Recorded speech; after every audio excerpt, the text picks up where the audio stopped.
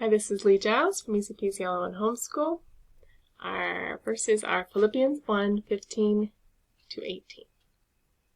Some indeed preach Christ even from envy and strife, and some from goodwill. The former preach Christ from selfish ambition, not sincerely, supposing to add affliction to my chains. The latter out of love, knowing that I am appointed for the defense of the gospel. What then? Only that in every way, whether in pretense or in truth, Christ is preached. And in this I rejoice. Yes, and will rejoice. This is the New King James Version. There are two main ancient manuscripts that translators use. Most modern translations use one that's different from what the King James Version uses. And occasionally the wording is a bit different. I never read the New King James until this year. And it's been fun seeing things in Scripture because they literally weren't there before. In other translations, these verses end with, "And that I rejoice."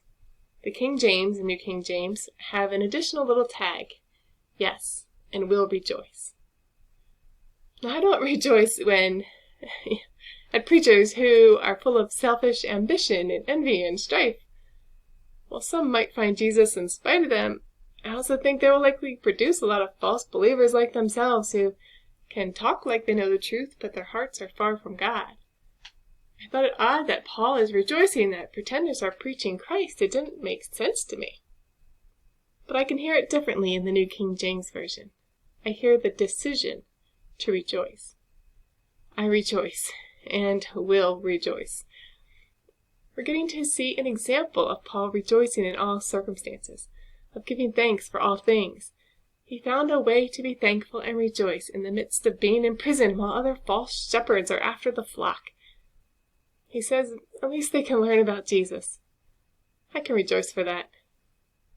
Instead of gnashing his teeth at a situation he can do nothing about, he finds a way to rejoice. He makes the decision to continue to rejoice.